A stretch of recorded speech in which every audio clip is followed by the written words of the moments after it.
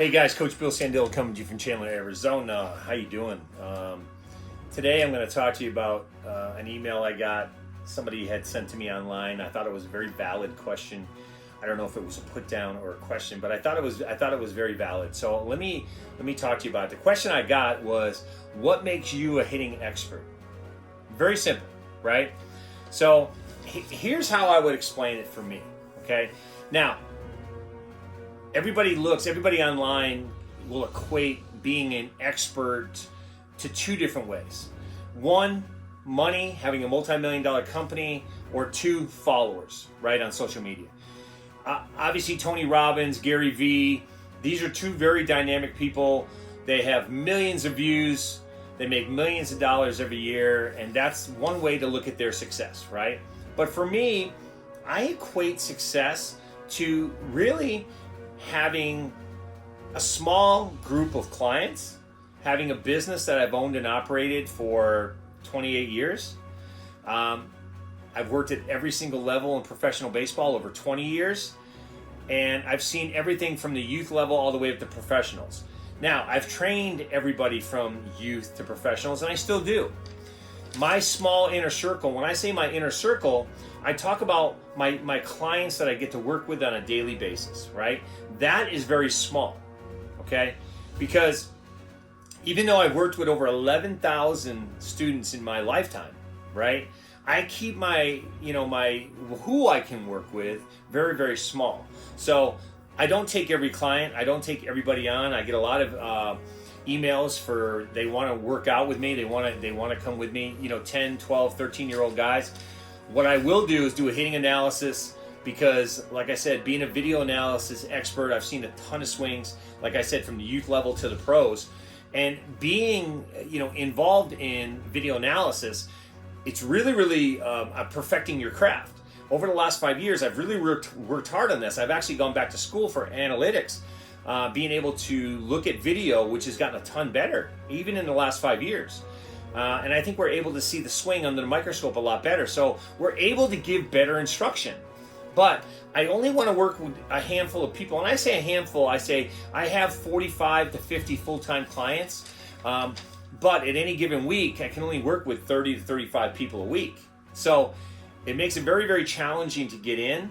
I'm booking about a week to 2 weeks out right now to get in. And my clients all know this. Otherwise, they wouldn't work out with me. I try to give them the best information, the latest, greatest, and keep them up to speed on what's out there. But because I can break down their swing so well and give them stuff to go home with and to work on during the week is the reason why you're going to come to me, right? It's so funny because if you make a ton of money and you're very successful, you're an expert. If you have 1 million followers online, you're considered an expert. I get that all the time too. How come you only have 400 or 500 followers? Well, again, I'm not out there trying to build my social media empire, right? I'm actually working a job. And the thing with working my job is I only have so much time during the week to be present in these lives of my people, right? I can't make more time. What I'm doing in the process of getting this information out, and we're going to talk about that, I am going online so I can give out free information to the masses, right? But the funny thing about free information is that I could give everybody hitting drills and tell you what the top 5 things pros do every single day to get better, and 99% of all the people I send this to won't do anything with it. It's just fun when you talk about free. Free is affordable, but free means it means something less than what you want, right? But if I have a hitting clinic and I charge $500 for the weekend, and I tell you we're going to work 12 hours in that weekend of just strictly hitting, I could sell out, right? But the information I give everybody from my 20 years in professional baseball, and guys in pro ball are making $100 million a year, that information that I've received from coaches and different players, I give that out for free, and still people aren't looking at it. It's mind-boggling. But I try to keep my inner circle small for a reason. Because of that, because I only have so much time in the week to do things, and I want to make sure I'm reaching out to everybody as best I can. So again, I've gotten $7 million in scholarship money for my guys to go to school. We've worked with over 11,000 players at all levels, and we're still working with guys in the pros right now. We're still working with high school and college guys. So it's been a very, very rewarding so far, right?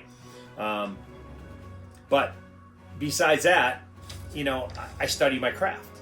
I spend a lot of time, especially on the weekends, what a lot of people don't see, I spend a lot of time looking at video because I'm preparing myself for the week. So when I have to see one of my students and we've taken video of them, I want to see if they've made any changes along the way. So being an expert, it's subjective, but I can tell you this. I've spent a lot of time on video analysis, spent a lot of time on the essence of the swing and what makes hitters good and what makes hitters not good, right? And I can tell you for a fact, I can tell you without a doubt, I can tell you what a pro hitter does to get prepared to hit every day. And we know at the major league level, right, with 500 major leaguers, we know that only 100 of those guys are top echelon hitters, right? The other 400 are just better than most, right? And those guys could be high-level hitters too, but everybody's got a different way they think they can train a pro hitter. And that's what you got to make up your mind too. Do you want, where do you want to go with your hitting? Where do you see yourself as a hitter? Don't make any excuses. There's no excuses for hard work, but you've got to grind every day. So that's the one thing I could tell you too. Now, the other side of that coin is, the internet has a million experts. If you go on the internet and you just type in hitting coaches, everybody's an expert. Everybody has a philosophy. Everybody has a way, and that's okay, right? For me, the market is the judge and jury for if you're an expert or not. You're not an expert because you take your daughter to school driving a Bentley and you're filming and you're putting that on social media for everybody to see that you're successful because you drive a Bentley, right? That's not my definition of success at all. Success for me is being able to help others. And like I said, I graduated 11,000 players. And what I tell people is we've gotten over $7 million in scholarship money for my guys to go to school. That's a lot, and I haven't taken a dime from anybody. Over the course of my career, I've been able to help guys get into D1 programs all the way up to junior college. And get paid to go to school. So training with me, there's a lot of good things. There's a lot of reasons why you would train with somebody who has a small inner circle. It's because of the success level. It's because we're not taking on the masses. I don't have a staff of guys that I will pawn off on other trainers. I don't do that. If you're training with me, you're getting me, right? And if I have to overflow something, then I just put you off. Right now, I'm booking a week and a half out. It's just because I just have no time for people that want to get in. And the people that have spent the money to be with me, knowing what I can bring to the table is the reason why I feel like I'm an expert in this field. So, and I feed off the successes of my students too. Let's not forget, I think ego kills, I think excuses kills, and it goes back to what I was saying earlier, is that I could give out a ton of free information, which I do. I give out handouts and tell people to start their library of information, but 99% of the people that get that information will never look at it. The 1% that does goes on to do something great and have great careers. So, and also for me is that baseball is the way I make a living, and it's what I do. It's not a hobby. Hobbies include, being a cancer advocate. I'm a stage 4 cancer survivor, and now I'm busy in my other time with stuff that I can help others with. Like I'm a cancer advocacy, which means I help people navigate through their cancer journey if they need help. For financial assistance, getting your medications paid for. There wasn't a how-to when I got cancer originally. And I needed somebody like myself to do that. And there wasn't nobody around when I was doing it. So being there for other people and holding weekly meetings on cancer surviving and what you need to do to better yourself.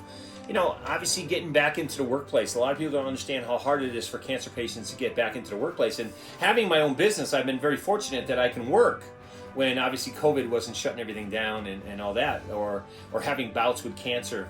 But let's say I was working in a different industry where I needed a job to survive.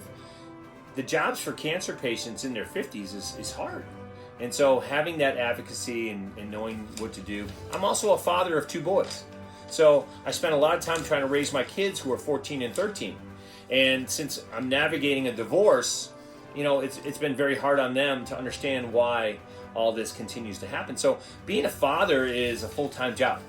And besides my small inner circle of people, besides who, the efforts I can make to get guys education paid for, my cancer journey and the advocacy we do with that, I'm a full-time dad. And that takes up, the other half of my time. So I always ask guys, and I'm going to ask you guys now, right? Create a why. What's your why for being here? What's your why for being an expert in your job?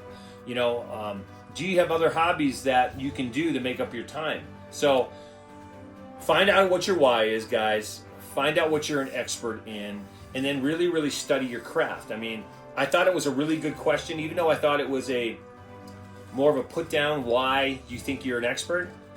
But for all the reasons I subscribe to you and I told you is why I'm an expert and why I feel I'm an expert. And I think my inner circle feels that way too. And as we expand out, because we are going to do some stuff online, because I love reaching the masses through information, and I will provide free information to all the people online. And we're developing something now where we can do that. But to have me face to face, the personal touch, it's really, really small. So to get in to see me is tight. And I think I keep my inner circle like that because it's my inner circle that believes in me, that understands in me, and what makes me an expert in what I do. So guys, go out and find things that move you and make you passionate to go to work every day. And like I said, if you're a cancer survivor and you need to call me. I'm a cancer advocate. That's what I do when I'm not training. But be an expert in things that that you can talk about freely and that you like. And that's what I do. And that's why baseball has been very important in my life, and it will continue to be important. So be an expert in that. And then you guys, whatever you do, have a great week. Take care of each other, and I'll talk to you soon.